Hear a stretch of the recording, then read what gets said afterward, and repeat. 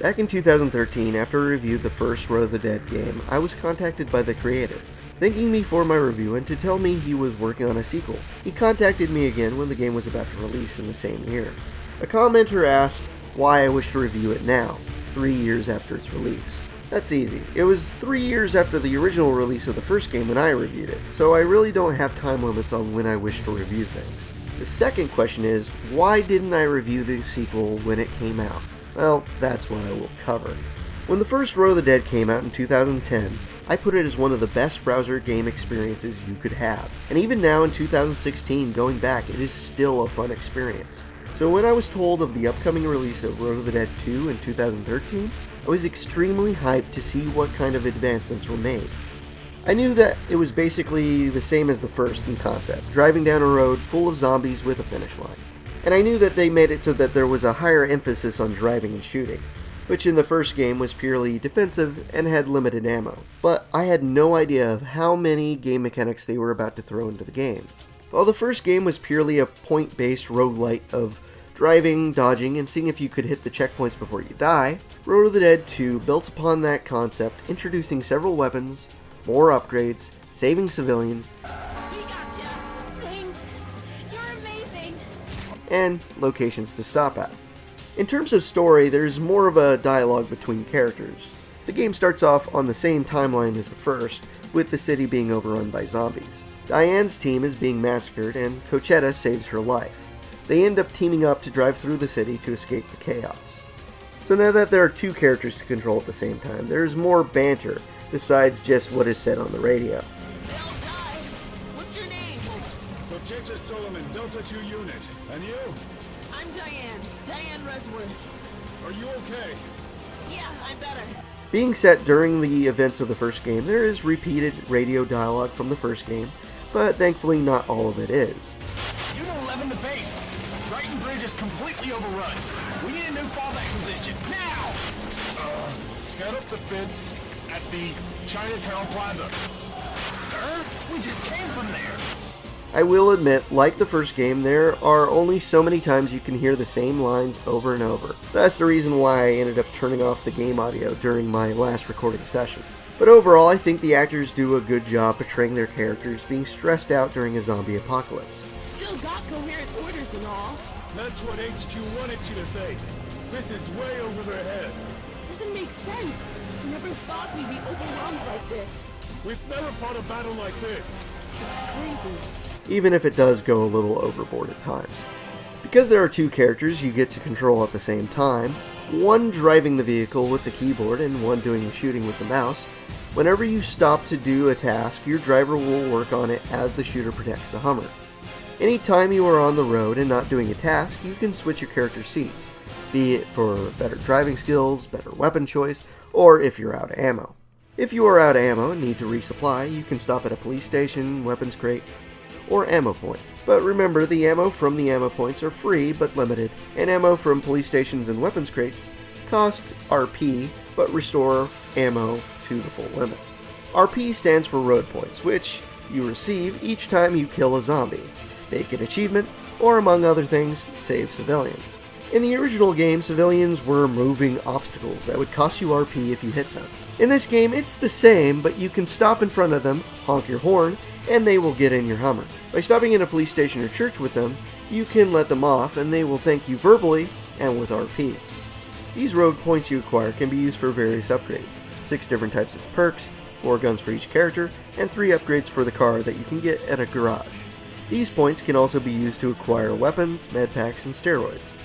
Besides the upgrades you can purchase, your characters will level up some of their skills with use. Toughness will make the driver be able to take more hits to their health after getting hit and surviving a few times.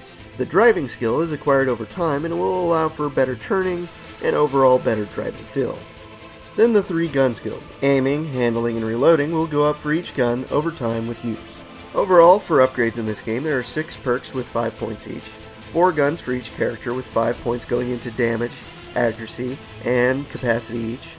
Then 10 points each that upgrade over time for aiming, handling, and reloading. 3 upgrades to the car with 5 points each. then 10 points each for driving and toughness that are gained over time for both characters, meaning that there are a possible 105 points that can be bought with RP, and 280 points to acquire over time. Which, if you put in the time to upgrade everything, it would be a very long time to grind for points. That not mentioning using points to buy weapons, ammo, med packs, or steroids. What I'm getting at is this game can be a grind in comparison to the first. In the first game there were 8 skills with 3 points each for a total of 24 points. Of course, with that game as well as this one, you don't have to upgrade everything to get to the end. But personally, I felt when I first played this game, I had to play it in a much different manner than the first game. I felt that instead of just driving through checkpoints, I needed to pick up civilians, I needed to get ammo, I needed to stop for upgrades. I just kept on having a stop and go experience, which made the game feel much slower than the original. The only stopping you did in the original was when you were dead. Then you could spend your hard-earned RP on upgrades and then off you go on the road again. As soon as I was upgraded high enough in this game, I decided to play it just like the original, speeding through checkpoints that gave me grief before, and trying to stop as little as possible. That's when the frustration with the stop and go gameplay died a little. But if you have been noticing the gameplay footage, there was something else that drove me to annoyance more than anything else in the game. And that was that Road to the Dead 2 could have been a huge technical achievement like the original. But as the creator has admitted, Flash sucks and has limits, and those limits were pushed beyond what they could reasonably do. First, I have to admit I am impressed by the amount of detail there is, how many objects they fit on screen, and the combination of gameplay mechanics. But if none of that runs smoothly and consistently, it just makes me sad, especially when it affects how the game plays. Even with graphical settings set to low, turning off hardware acceleration, and making the game screen smaller than its default, it didn't entirely stop how laggy this game can become. Hummer movement locking up, the gun reticle not moving with your mouse, the gun reticle moving slow then fast as it catches up, guns not firing fast enough or at all, and plenty more account for quite a few avoidable deaths. When I'm given the option for full screen mode and high graphical options, I want to use them, but with the lag it is impossible to have a smooth experience.